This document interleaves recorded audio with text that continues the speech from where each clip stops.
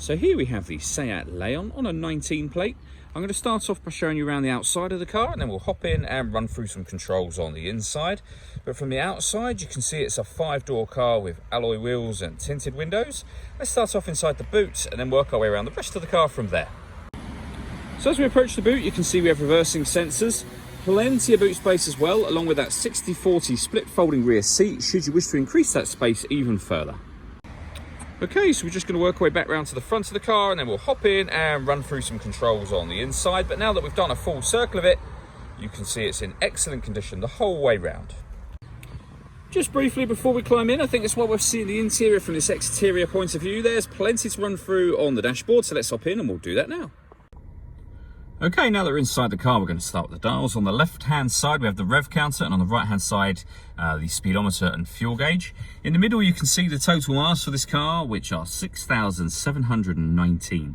Above that, we have a digital readout for the speedometer. The information being displayed there can be changed using buttons on the steering wheel. So we're on the driving data menu at the moment, which means that you have bits of trip computer and fuel economy information, but there are other menus available as well. So assist systems, navigation, audio, telephone, vehicle status, and then back round to where we started a moment ago. And the buttons that I was using to do that are just here. On the left-hand side, we have stereo and phone controls. The phone controls can only be used after such time as you pair the phone up, and that is done on the touchscreen in the center. Just hit telephone, and then you would find mobile phone, follow the instructions on screen from there. When it comes to music, we have the radio, of course.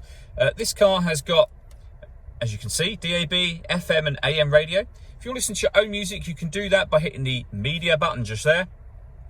And then again, there are loads of ways to listen to your own music, and you can see those being shown on the screen now. And they include Bluetooth audio, so you can stream your music wirelessly, as well as making and receiving phone calls.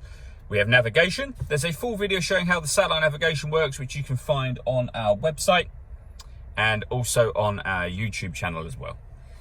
Working our way down, this button turns off the stop and start. This car is designed to cut out when it's stationary in traffic to save you fuel. That system is now turned off. You can turn the parking sensors on and off from here. That one turns the hazard warning lights on and off, of course. And then we have the air conditioning. So you can adjust the temperature, the fan speed and the direction of the air. The air conditioning is on at the minute, so press that button, it's now off or back on again. You can recirculate the air that's in the car. That's a great way of heating it up or cooling it down quickly depending on the temperature that you've set. And you can turn it off as easily as you turned it on, and we have a rear heated screen as well.